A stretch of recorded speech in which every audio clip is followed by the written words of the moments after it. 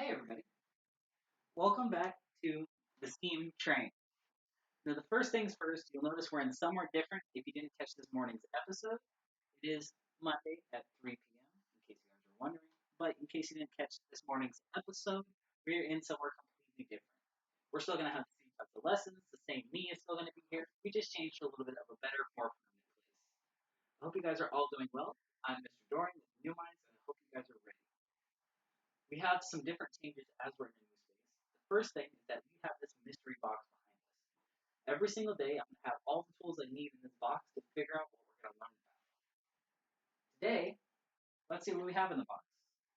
It looks like we have some cardboard, we have some scissors, we have a ruler. That might be very helpful. We have a Beyblade. We've got a pen, almost like a marker pen. We've got some Legos. We've got some toothpicks. I've got a lid and plastic. Hmm. So if I had to do a lesson with all of these things, I think a good thing to learn about is something called inertia. Inertia is super cool, and it's actually one of Newton's laws of motion. You've probably heard it before, but an object in motion wants to stay in motion. An object at rest wants to stay at rest, unless acted upon by an outside force. Now we're really just focused on the first two lines. Something in motion wants to stay in motion. Something in rest wants to stay at rest. If I just leave this spinner on the table, it's not going to do anything. It's going to continue to sit there.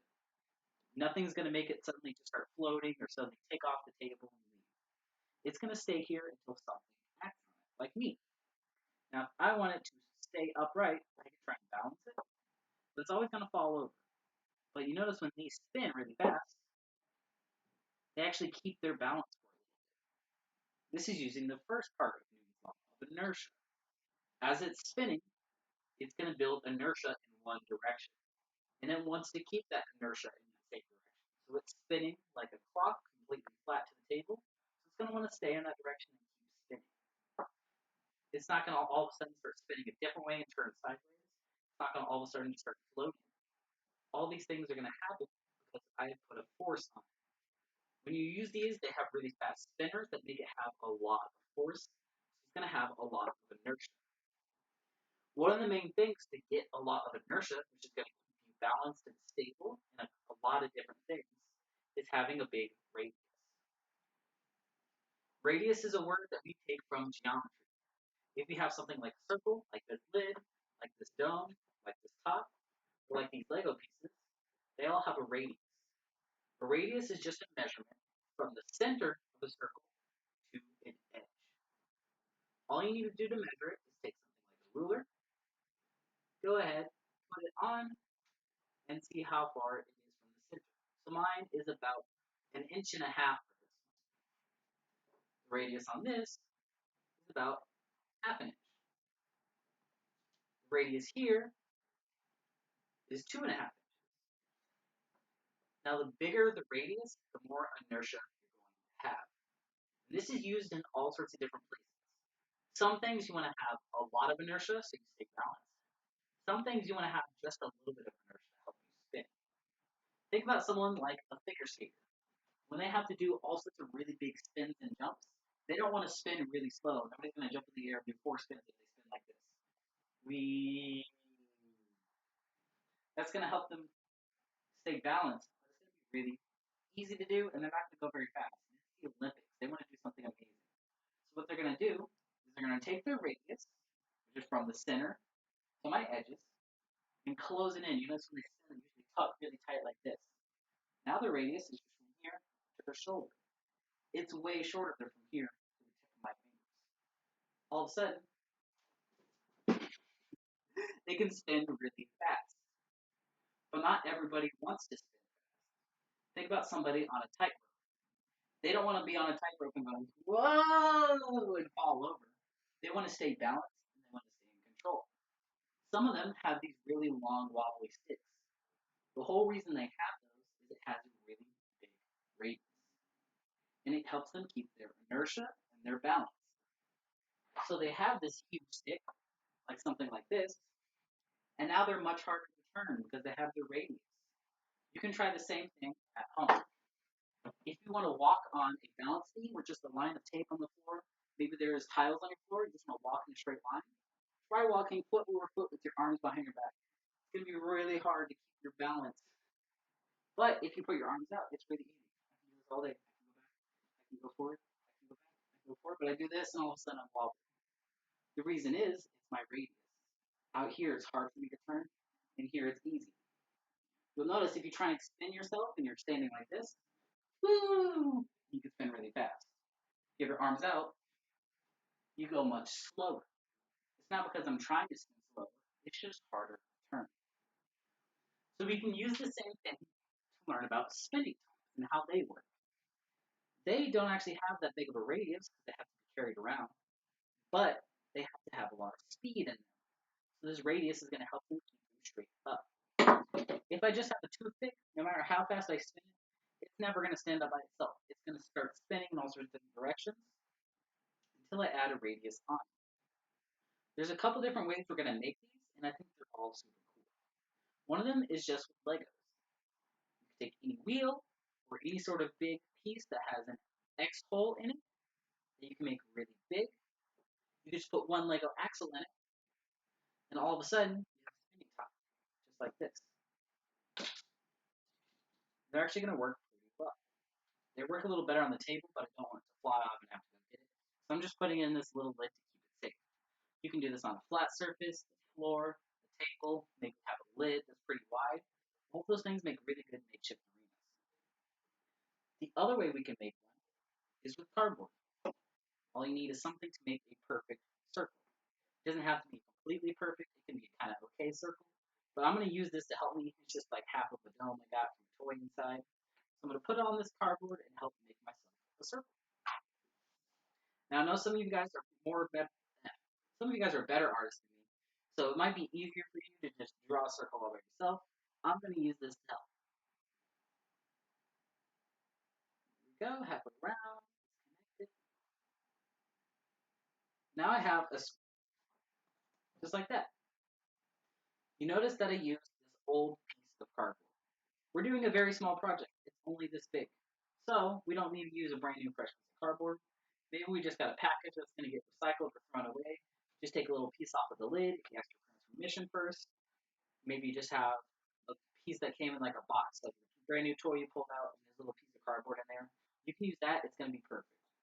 Mine's a little thin piece, and thin is usually going to work pretty well. Maybe even the edge of a cereal box you're no longer using can become a spinner.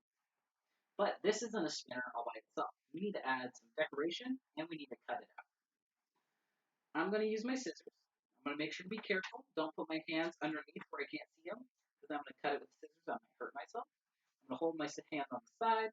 Go ahead and start cutting around. I'm actually going to cut it in a square first, and it'll make it a little easier to cut out the circle. If it bends a little bit, that's okay. It's going to turn out just fine. So first I just kind of cut out the rough shapes. It's going to make it a little easier. And then I'll start cutting it across the edges a whole bunch of times to make it nice and smooth. As I'm cutting this out, we can think about other things that use inertia to help them. Think about a race car. Any race car you think of, it's probably not going to be very tall. It's going to be kind of short and flat. The reason is they want all their weight to be low to the ground. They don't want to have enough inertia to flip over because they have to go really high speeds and spin around. However, if you have something like a bus, it's actually going to be able to tip really easily. That's why buses don't go very fast. They usually have certain speed they go. They can go very fast, but they have danger of tipping or falling over when they turn. Same thing with 18-wheelers and semis. They're really, really tall, so it's easy to push them over. Think about somebody who does a flip.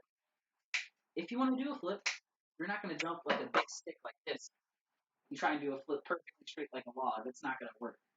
The reason is you have too big of a radius from the center of your body to your head.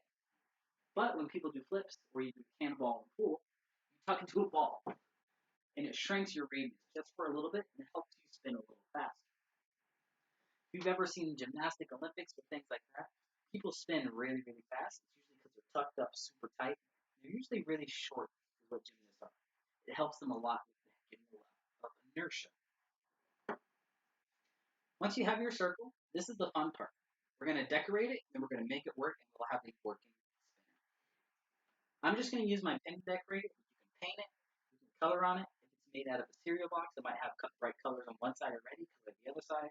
Color pencils, crayons, markers, all of that can be awesome to decorate. I'm going to draw some faces on it.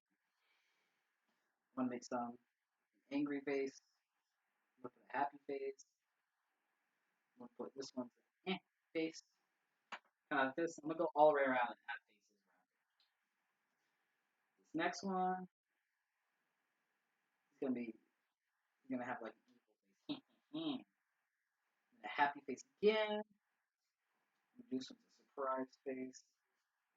Ooh, I need two more. Let's see. I might do a worried face. Maybe that looks good around. This last one, I'm going to draw him with vampire teeth. So now I have all of my faces on here. You can decorate this however you want. It is your project, so feel free to go crazy with it. But the last step is super simple. All you're going to do is take a toothpick, just one. It could be one of the ones with feathers in it. You don't want to use a bamboo skewer. It's going to be a little bit too long. If you have your parents' help, maybe they can cut one down for you, but that's not something you want to do by yourself. The next step is all you're going to do is find where the middle is. Make sure you know where it is. Make sure your finger's on the other side. Go ahead and poke it through the cardboard. Right there. Awesome. Now we actually have the spinner. This may not look like much has changed. All it is a disc on a toothpick. This is actually going to work really well as a spinner. Make sure when you put it on, you leave a small amount of space at the bottom and a big amount of space at the top. The reason is you can test different sizes later, but this is what I found works the best. I'm going to go ahead and spin it. I actually missed my thing altogether, so it slowed down. But you saw for a little bit, it's actually caught my tablecloth. There we go.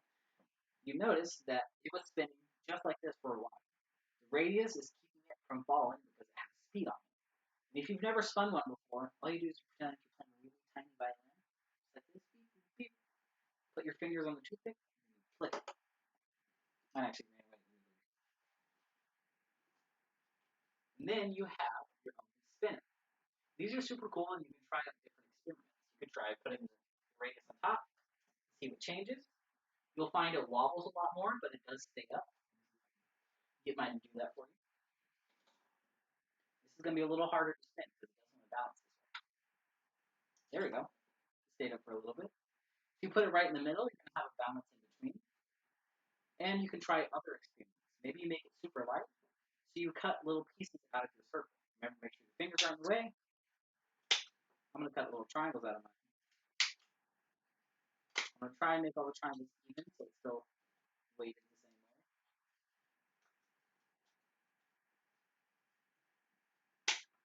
way. There we go.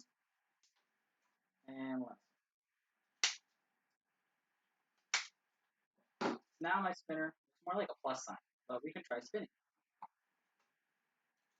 And it still spins the same because it has the same radius, it just has less mass. Mass is the amount of stuff that takes up the space.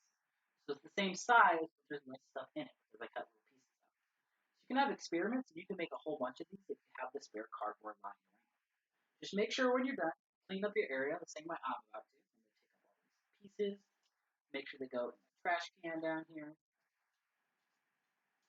Don't want to leave any scraps out, don't want to leave a mess.